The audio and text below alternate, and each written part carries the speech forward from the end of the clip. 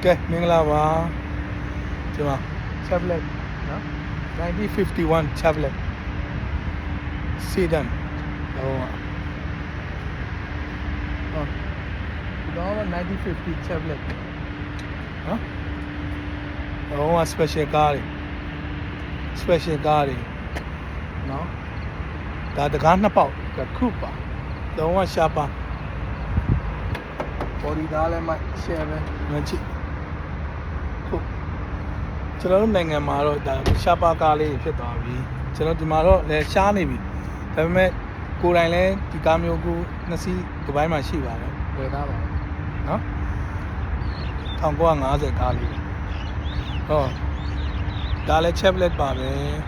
နော်ဒါလည်း Chevrolet ပဲကျော်လုံးဝအလိုင်းကျော်ပြောစရာကြီးပါခစ်တကားတွေကိုကြည့်ခစ်တကားတွေကိုလောက်ပဲချက်ပြ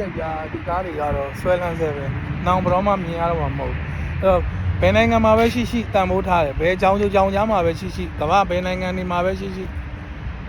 vintage ကား old ကားတွေတော့မြန်နိုးတယ်ငယ်တည်းကလည်းဒါမျိုးကားလေးတွေစီးလာနော်အခုဒီအသက်အရွယ်မှာဒါတွေပြန်ဆုံရတာအမှတ်တရပဲချစ်တယ်ဒီကားတွေကတော့ဘယ်နိုင်ငံထုတ် vintage ကား old ကားဆိုချစ်တယ်ကဲဒီမှာလည်းကြည့်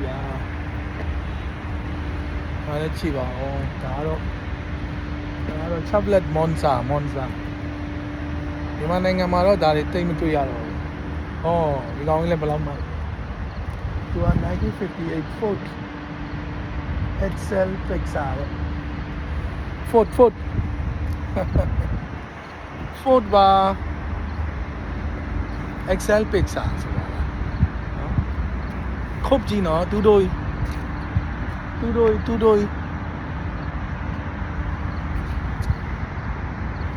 လုံးဝပျော်နေတာ